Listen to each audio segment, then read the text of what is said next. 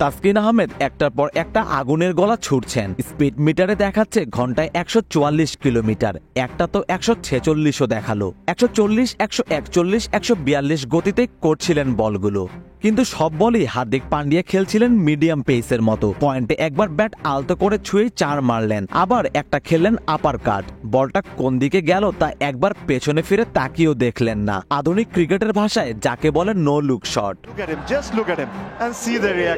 Chewing gum চিবোতে চিবোতে তাকিয়ে রইলেন দুই হাতে মুখ লুকিয়ে ফেলা তাসকিনের দিকে। গোয়ালিয়রের শ্রীমন্ত মাধবরাও সিন্ধিয়া ক্রিকেট স্টেডিয়ামে কিছুক্ষণের জন্য বিস্ময়ের ঢেউ খেলে গেল। কি উদ্ধত, কি দাপুটে।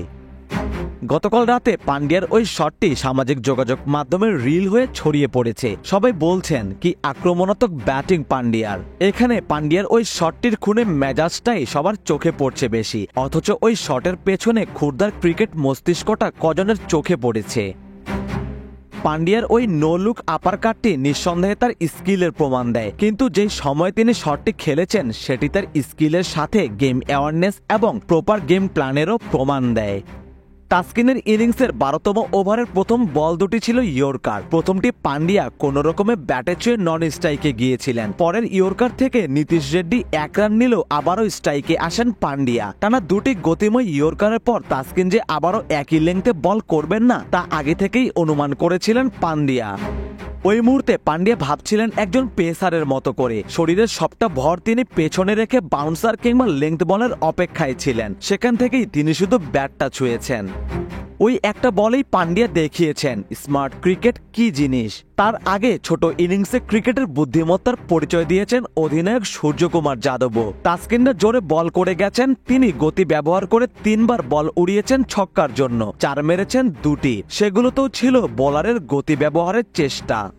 মার খাওয়ার পরও বাংলাদেশের বোলারদের পরিকল্পনা বদলায়নি। তাসকিন মুস্তাফিজরা জোরে বল করে গেছেন, সূর্যকুমাররাও তাদের ট্রেডমার্ক শট খেলে গেছেন।